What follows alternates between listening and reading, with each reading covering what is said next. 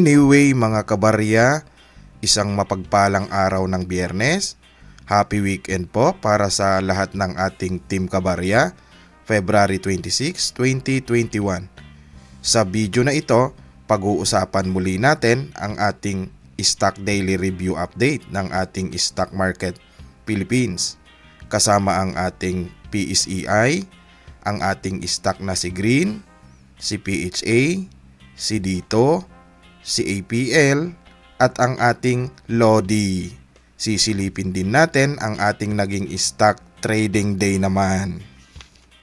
Saka dito pala guys sa ating Kabarya Avenue PH YouTube channel, sinishare natin yung ating experience at dinodocument yung ating pag-aaral sa mga nakita nating potential digital assets in investment na pwede tayong kumita gaya ng stock market, cryptocurrencies, Bitcoin and Ethereum at iba pang pangmasang investment. Kaya guys, kung trip at korsonada mo ng ganitong mga content, pwede mo ring pindutin yung red subscribe button dyan sa baba para ma-update ka pa ng ating mga latest na ina-upload na video tungkol sa ating pag-aaral ng mga digital investment naman. Alright, bago pala tayo mag-umpisa guys, huwag nyo palang kalimutang basahin muna yung ating disclaimer naman dyan sa baba ng ating video. Okay guys, halina kayo at ating talakayin na ang ating stock update review for the day. Pasukin na natin. Pag-usapan muna natin ang ating Philippine Stock Exchange Index. Kanina ang ating index ay nag-open ng 6,718, nag-low ito ng 6,681 at nag-high ito ng 6,827. Saka naman ito nag-close ng 6,794.86 at up tayo ng 0.58% sa ating index ngayong araw. Pero ang ating mga foreigners naglabasan. I-check natin ang ating foreign investors. February 26, 2021, ang ating mga foreigners nagkaroon ng net foreign selling na negative 972.65 million.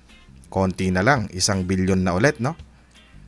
Saka mapapansin ninyo dito guys sa ating record ng mga foreigners na bear market tayo, no? Very bearish ang ating market dahil sunod-sunod na red day tayo, no?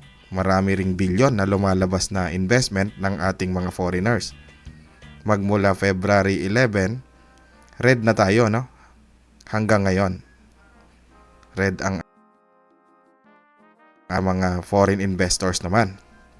Kaya matindi ang pagka-bear market natin na epekto ng ating COVID pandemic. Ang importante dito guys, aaralin pa rin nating mabuti para makasurvive nga tayo hanggat bearish itong ating market. Kailangang mapag-aralan natin ang ating mga stock naman na ini-execute dito sa ating stock market Philippines, no? Kaya i-check muna natin yung ating PSE index sa kanyang chart movement naman.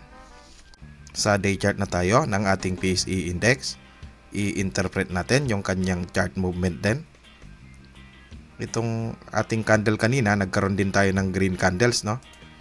At saka sinalo na tayo, no? Salong-salo na tayo nitong ating MA100, no? Itong red line na ito.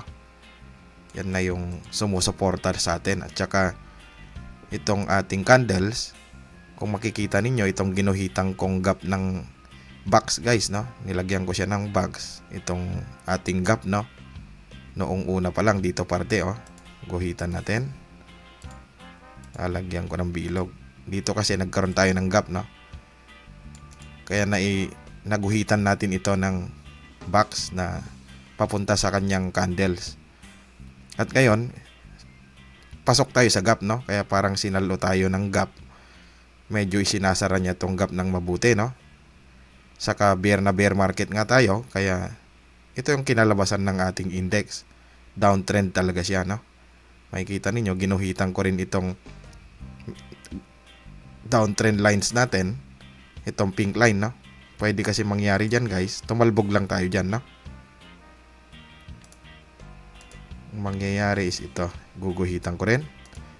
Pwedeng pag lumusot tayo dito sa gap, dito na tayo tatalbog, no?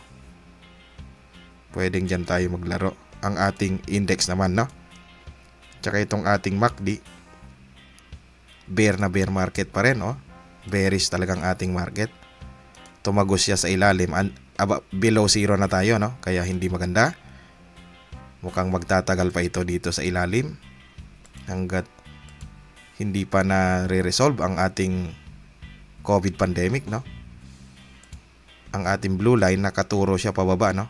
Tsaka nasa below zero area tayo. Nasa negative area na tayo, no? At tsaka nakaibabaw itong ating red line kaya hindi maganda ang pinakita nito. Kaya araling mabuti, guys, no? Yung ating mga stock na pinapasukan, no? Yan ang ating index muna. Ito ay nag-close kanina ng 6,794.86 at up ito ng 0.58% naman. Yan muna, puntahan natin yung kasunod na o yung unang stock na ating isasama sa ating update review for the day. Unahin natin itong si Green sa ating stock update review. Kanina nag-open ito ng 3.93, nag-low ng 3.92 at nag-high ng 4.60. Saka naman ito nag-close ng 4.60 at may gain ito o up ng 13.86%. Malaki ang gain ng ating Green, kaya congratulations sa ating mga Greenatics. Pero sa kabila ng kanyang malaking gains, ang ating mga foreigners naman nagkaroon ng net foreign selling. I-check natin ang status. February 26, 2021, nagkaroon tayo ng negative 13.61 million na net foreign selling naman. Nung February 24, meron tayong negative 345.83 thousand na net foreign selling. Kaya 2 days tayong merong lumabas na mga pera ng foreigners sa ating Green. Magkakaalaman ulito sa sunod na linggo. Sa ngayon, puntahan muna natin ang kanyang day chart. Sa day chart na tayo ng ating Green. Si Green kanina, napakalaki ng kanyang kandila, no? Very good ang ating Green para sa ating mga Greenatics naman kasi napakahaba, no? Napakahaba ng kandila niya for the day, no? Ang good thing dito, guys, naka-support yung kanyang MA9, no? Itong ating green line. Markahan natin. Ito yung sumuporta naman, no? At umabot na siya, no? Nagpang-abot na sila ng kanyang kandila. Kaya maganda na ang positioning ng kanyang mga moving average. Sumunod itong ating yellow line, itong MA20 naman. Check din natin yung kanyang MACD. Ito naman yung MACD niya, guys. Maganda na rin yung forma, no? Bullish ang tingin din natin kasi ano na, kumambyo na rin, hindi na masyadong parabolic, no? At nasa ilalim itong ating red line kaya bullish ang tingin natin, no? Check din natin yung kanyang RSI.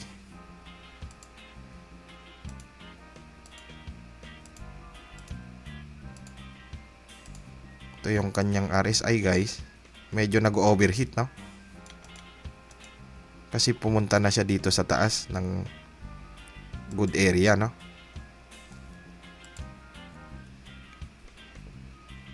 Guhitan lang natin, guys. Ito na, umakyat siya dito. Tapos lumabas na siya sa kanyang good area, no? Ngayon pumasok siya, lumabas ulit, no? Kaya parang nag-overheat itong ating RSI. Kasi ang kanyang overheating, i-plot natin. Parang dito siya nag-overheat, guys, no? Paglabas niya, bumababa siya. Kaya ito yung babantayan lang natin. Nakalabas na yung kanyang RSI naman, no?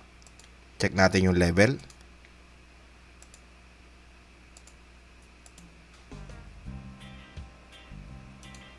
Nasa 74 no o 75 na to itong kanyang RSI.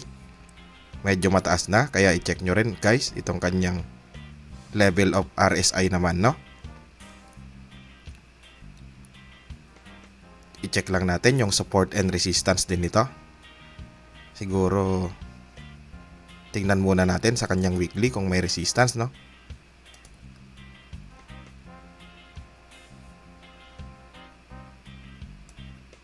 Ito yung kanyang weekly naman guys. Litan natin konti para makita natin kung may mga malalaki pang candles, no. Mukhang meron pa nga. Malaki pala dati itong si green natin, no, galing sa taas. Mukhang itong part na ito guys, no, yung kanyang kasunod na resistance naman, mamarkahan natin. Parang ito na guys, no, itong yung above na yon.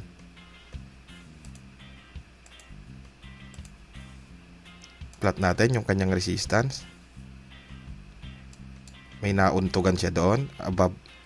Siguro yan na. Nasa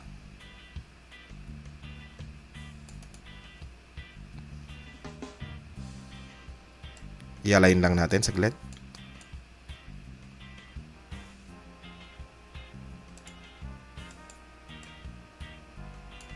Nasa 4.80 no, yung kanyang resistance naman. Okay, balik tayo sa ating weekly ay sa daily.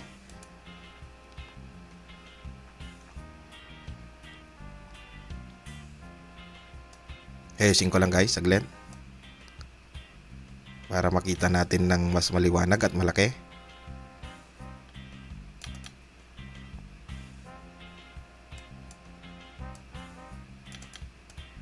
Yan na yung kanyang resistance guys, no, na nakita natin na nakaplot doon itong 4.80, kaya medyo nag-overheat tong kanyang RSI kasi napakalaki ng candles niya kanina, no.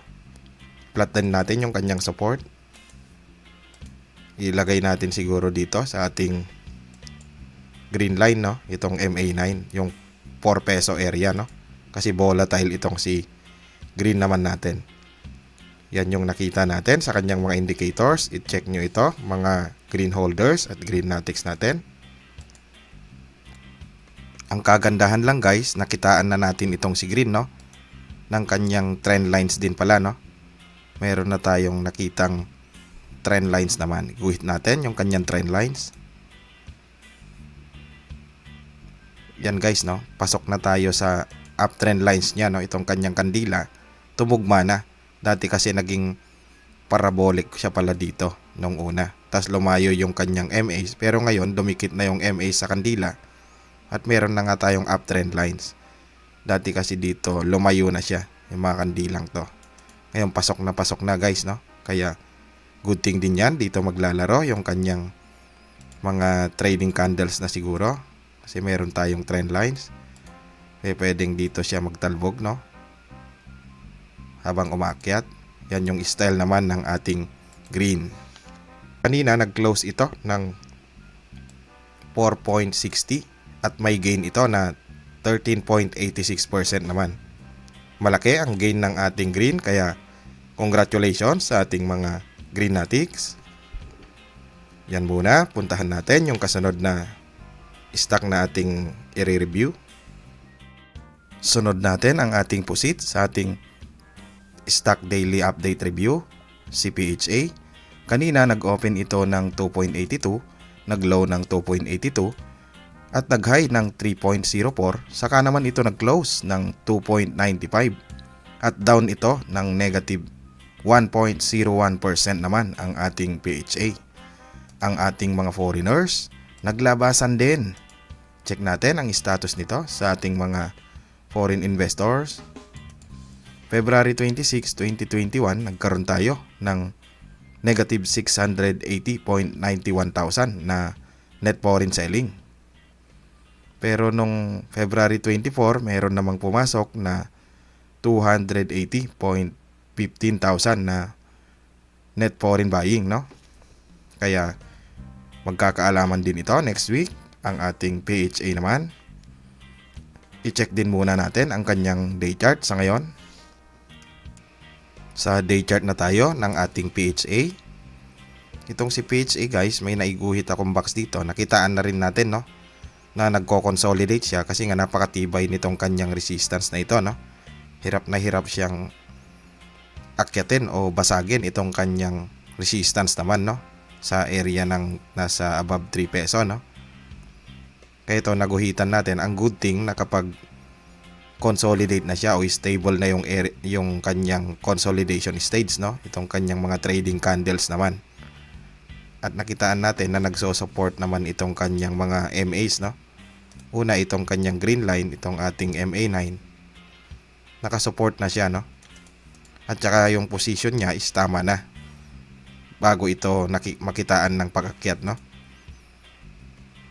Ito naman yung ating yellow line. Nakasupport din sa ilalim guys no, itong MA20. Kaya bullish ang tingin natin dito sa kanyang moving average.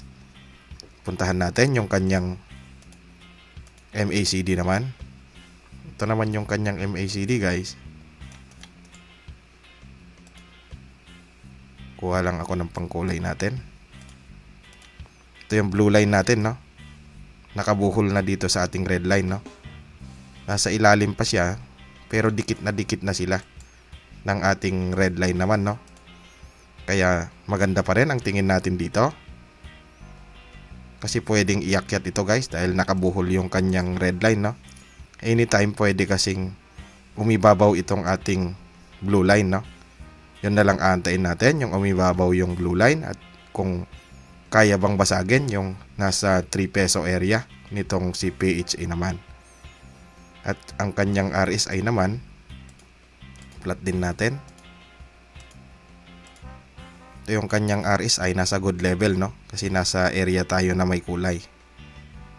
Pinipinahan lang niya itong ating good area no, kaya maganda pa rin yan. Ready rin yan kung sakaling aakyat. Mark natin yung kanyang level, nasa 58 ang ating RSI naman no. I-plot din natin yung support and resistance ng ating PHA. Yung support niya ilalagay na natin dito sa ating MA20, tong yellow line, nasa 2.64. At saka yung kanyang resistance, ito pa rin no, itong wick ng candle na ito.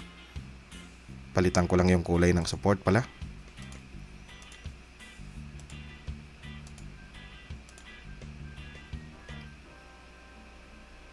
Yan guys no, yung wick ng candle.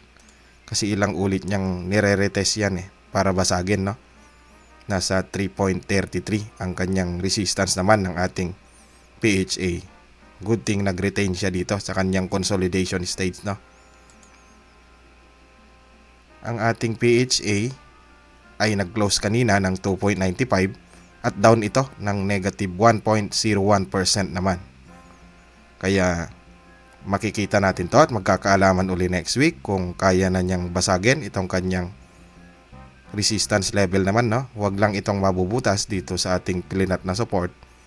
Yan naman ang titignan natin at babantayan kay PHA. Okay? Puntahan na natin yung kasunod na stock na ating kasama sa review. Isama rin natin si dito sa ating stock update review.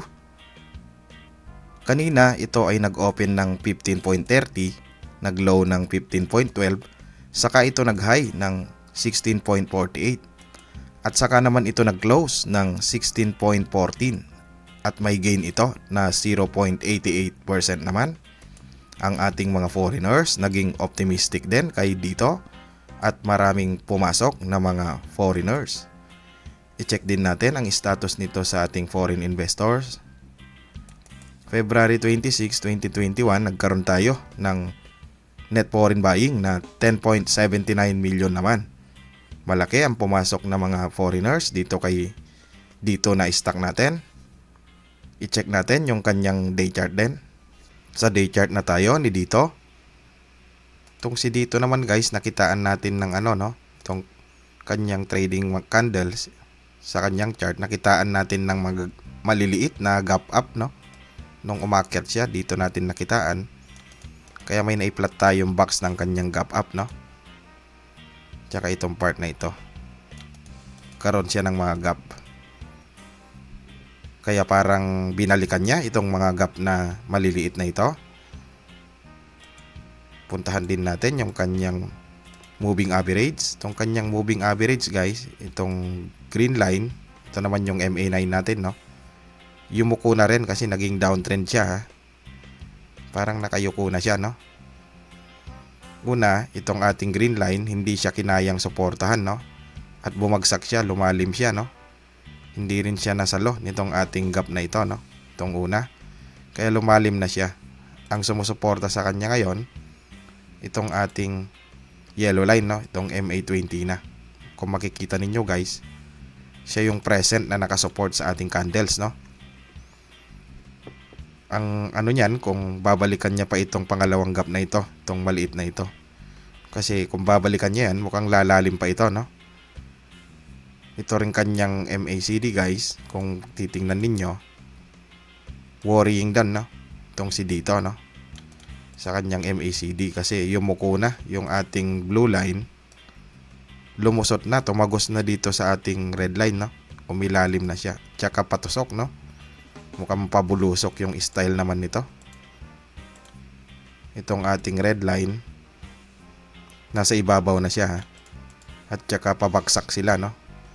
Kaya mukhang baka bumaba pa ito ang ating dito dahil bearish yung ipinapakita ng kanyang MACD naman. Check natin yung kanyang RSI. Ito yung kanyang RSI. Nasa level ng 58, no? Good pa yung level ng kanyang RSI. Itong C dito. Kasi kanina binatak tayo, ha? Nag green candles tayo kanina.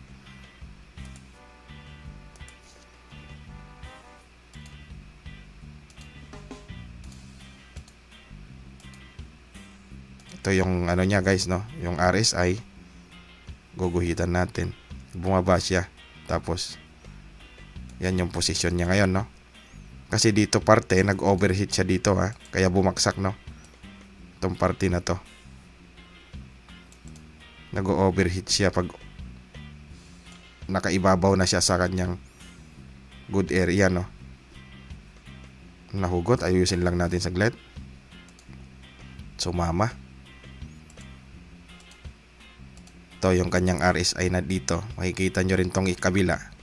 Itong binilugan ko guys. Diyan siya nag-overheat naman, no? Pero ngayon nakailalim na siya kaya nasa good area na ang kanyang RSI. Ang worrying lang talaga itong kanyang MACD kasi baka lumalim pa itong pagbagsak ng ating blue line. Baka damputin ito sa ilalim pa guys, no? Kaya ipa-plot natin yung kanyang support and resistance. Yung pwedeng mag-support sa atin dito na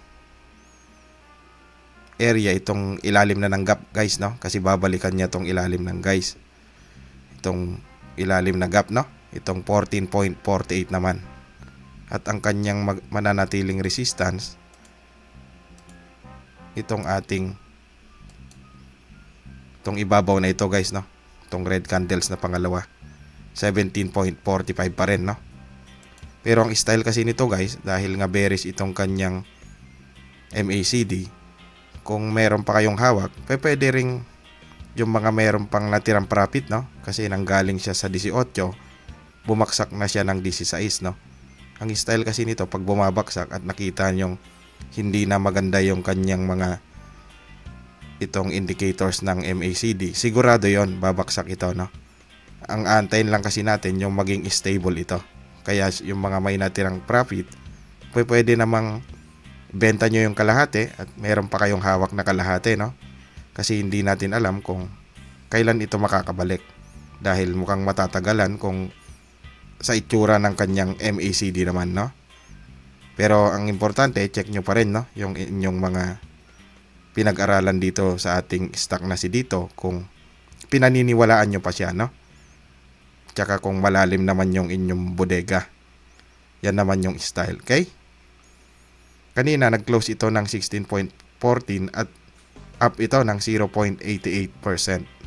Ang aantayin lang dito itong kanyang MACD. Mukhang matatagalan makabalik. At saka aabangan natin kung saan ito magko-consolidate, no? Kung anong area yon. na magiging stable ulit yung kanyang mga trading candles.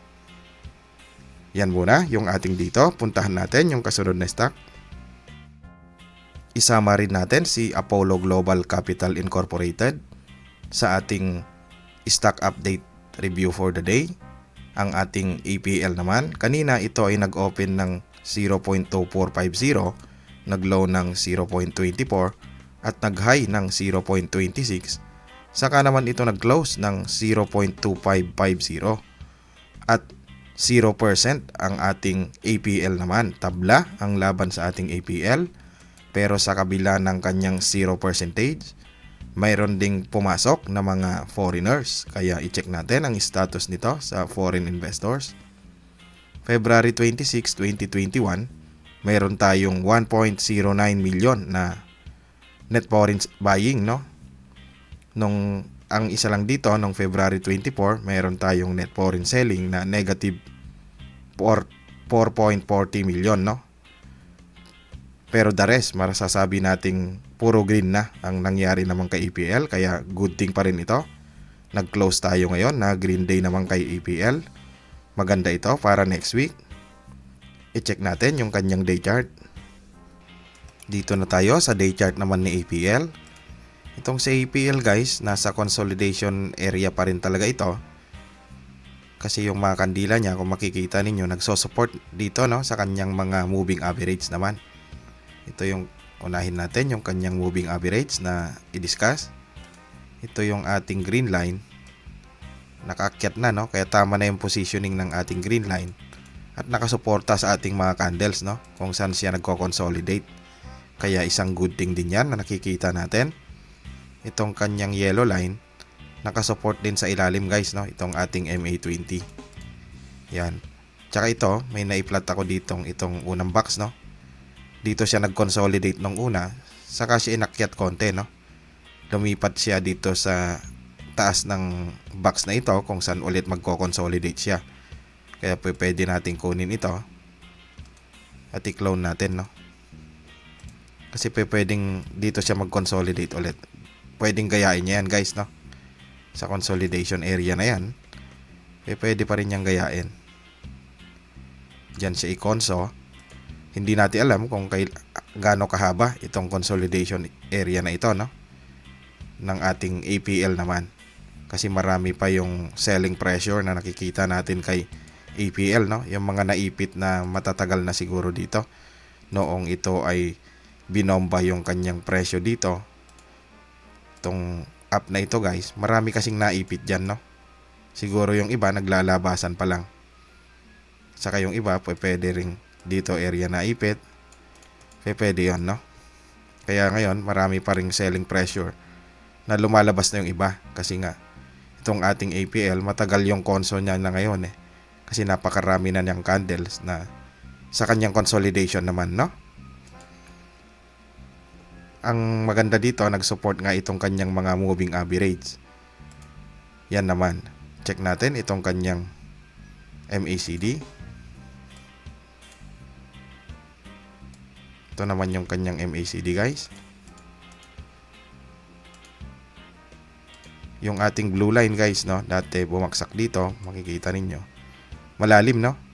Tas malayo siya dito sa ating red line. Ngayon lumapit, bumuhol na siya guys, ha. Nakabuhol na siyang ganyan. Kaya isang sign yan kung paakyatin ito o ibababa ulit. Diyan natin nakikita. Kung maghihiwalay na itong dalawang linyang ito guys, makikita natin kung sino ang mangunguna, no? Kung iibabaw itong blue natin, pwedeng paakyatin na ito, no? Kasi nasa good level pa tayo, above zero kasi itong ating MACD. Kaya anytime ready ito para paakyatin, no? Pag naubos na siguro yung mga selling pressure naman ito, no? Pero kung sakaling ito ay magiging downtrend ulit, mas malalim yung ating magiging ano dito guys, no?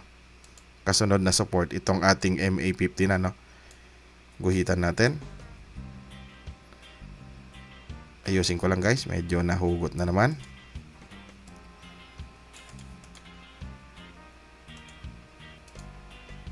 Ito guys, no, yung malalim na susuporta sa atin. Itong ating MA50, itong blue line, no?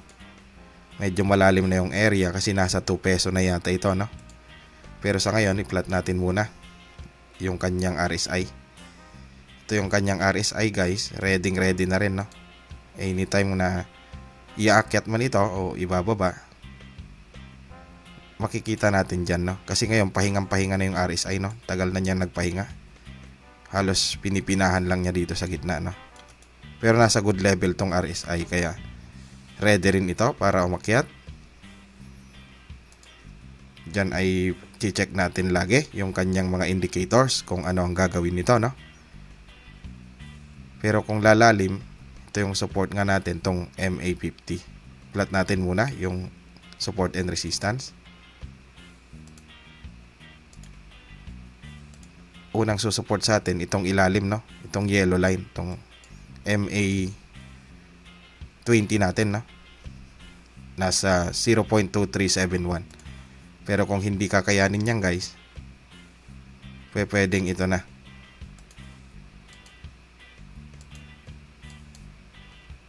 Pwedeng itong blue line, no?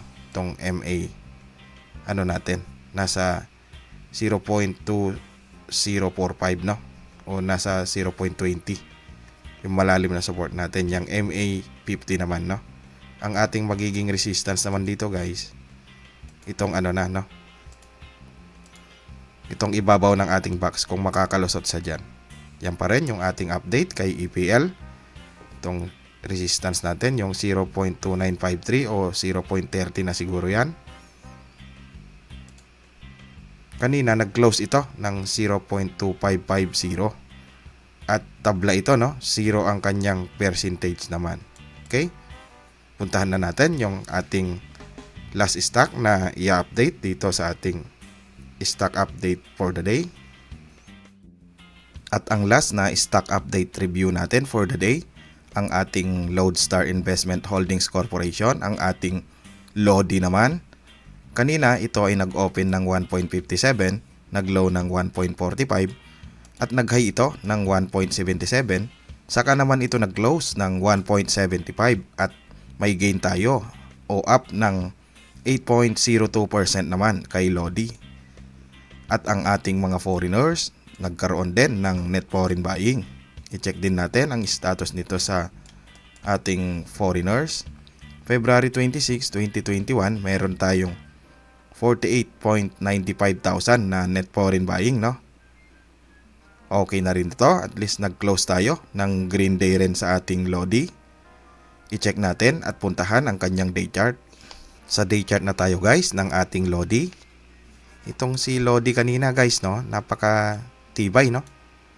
Kasi kung papansinin ninyo, itong kanyang kandila, no? Itong kanyang candles for the day, nanggaling siya dito sa ilalim, no? Itong si 1.45. Talaga ibinalik siya dito sa ibabaw, no? Itong 1.75. Kaya matindi ang ating LODI. Medyo matibay pa, no? Ang ginagawa ng ating LODI naman, no? Una, itong ating mga MAs, tignan natin. Itong kanyang green line, itong ating MA9, nakasuporta, no? Sa ilalim nitong ating itong trading price kanina, no? Pangalawa, itong ating MA20, itong yellow line naman, guys, no? Sinuportahan niya rin sa ilalim itong wick na ng candle, no? Yan ang good thing na nakita natin, kaya matibay pa itong ating si LODI. Puntahan natin yung kanyang MACD rin. Ito yung kanyang MACD naman, guys. Yan. Ito yung ating blue line, nasa itaas pa rin, no? Itong blue line naman natin, guys, nasa itaas pa rin siya, ha? Dito binatak siya pababa dito, eh. Tapos inangat ulit. Ngayon dumikit na siya, guys, ha? Dito sa ating red line naman, no? Yung previous na trading ng kanyang MACD. Ito yung red line natin. Pero hindi pa siya tumatagos, no? Nakadikit pa lang siya dito sa ating red line naman, no? Hindi pa siya tumagos, kaya pwede pa itong batakin sa Monday. Kung sakaling sa Monday mag green line tayo, pwede pambatakin to para iangat, no, itong kanyang MACD naman. Yan yung i-check natin sa Monday. Kung magi-green candle tayo dito guys, yung kasunod, pwedeng kumambyo pa yan ng paganon, no. Yan yung style naman yan. Kung makikita natin doon kung gaano katibay ang ating Lodi. Itong kanyang RSI naman, pininahan niya itong ano, no, itong ibabaw ng good area natin, no. As bumaba, nakababa siya konti, kaya nasa good level pa rin tayo, no. Kaya good pa ang ating RSI. I-check natin yung level nito.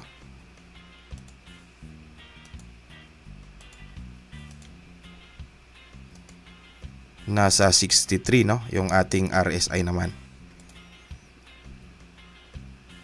At saka ito, makikitaan na natin ngayon guys. Dati kasi naging parabolic siya dito, no. Naging parabolic na malalaki yung kanyang mga kandila dito sa area na ito. Itong guguhitan ko. Masyado siyang lumayo, no, sa kanyang yung mga kandila na ito. Ngayon, nakitaan na natin siya ng trend lines guys, ha. Maganda na yung kanyang, kung lalagyan ng uptrend lines ito, maganda na. Yan na yung magiging style guys, no. Kumbaga hindi na siya parabolic.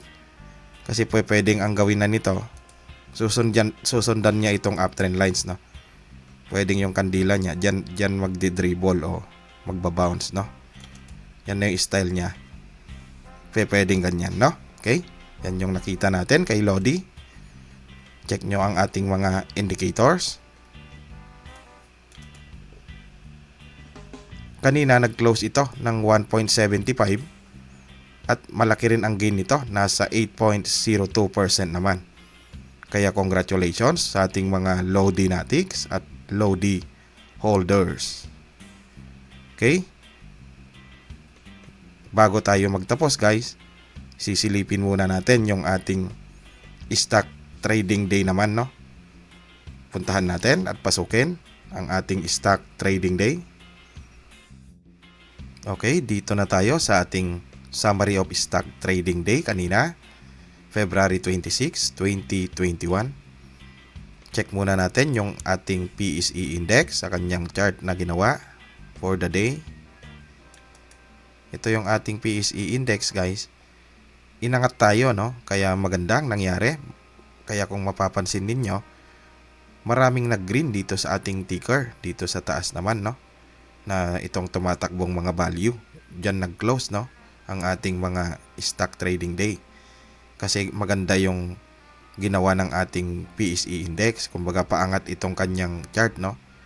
Kanina, nag-open tayo sa area na ito, 6,756. Tsaka tayo binaba, no. Ang dip natin is 6,684. At tsaka tayo inangat, no. Unti-unti inangat tayo hanggang sa closing, no. Noong pa-closing niya, ang pinaka-peak natin dito guys, yung 6,827, no. Saka tayo binaba konti, no. At nag-close tayo ng 6,795. Yan yung ating PSE index naman. Puntahan natin yung mga actives. Ito yung mga actives kanina guys. Sa trading day, si BDO may gain na 2.23%. Si Dito gain ng 0.88%. Si SM down ng negative 2.79%. Si AC down ng 0.47%. Si URC down ng 1.69%. Si ICT down ng 1.72%. Si BPI up ng 5.83%. Si Ali may gain na 1.03%. Si SMPH may gain na 3.29%. At itong si Metrobank, no, may gain din na 0.90%. I-check natin yung mga gainers for the day. Itong ating mga gainers for the day naman na stock. Nanguna ang ating LRW, matindi ang kanyang gain, halos dinoble niya guys, no. Yung kanyang gain nasa 94.17% naman. Siguro tinanggal yung ano nito, yung ceiling at saka yung flooring nito, no. Kaya inabot niya yung 94.17% naman. Ito pa yung mga ibang nasa gainers for the day natin. Nandito rin pala no, ang ating green nasa 13.86% naman. I-check din natin yung ating mga losers for the day. Ang ating losers, ito naman guys no. Nandito rin pala ang ating OPMB, negative 7.14%. At nandito rin ang ating OV no, negative 7.14% din. At ito pa yung mga iba na mga losers natin no. I-check natin yung aking nasa watchlist para makita ninyo na marami ring nagi-green no pag umaangat yung ating index. Yan guys no, kikita ninyo marami rin tayong mga nagi-green na stock no. Kaya nakadepende ang ating stock doon sa ginagawa ng ating index no. Kaya lagi nga nating ipinapakita at inaaral na inuuna natin yung index para laging updated tayo sa nangyayari sa ating stock market Philippines. Kasi ang sabi nga ng mga expert, yung ating stock market ay barometer ng ating economy no. Siya ang tagasukat o panukat ng ating economy naman kung ano ang status ng ating ekonomiya no. Yan. Okay, yan muna yung nakita natin sa ating summary update of stock trading day naman. Alright, yan ang ating naging stock update review for the day sa ating stock market Philippines. Kung gusto nyong suportahan yung ating channel, pwede nyo palang pindutin yung ating subscribe button at saka yung like button natin para sa ating YouTube algorithm naman. At saka pwede nyo ring tingnan yung ating ibang na-upload na video para sa pag-aaral nyo rin sa ating mga investment no dito sa ating stock market Philippines. Once again, dahil Friday na, happy weekend po sa lahat and God bless. Hanggang sa muli!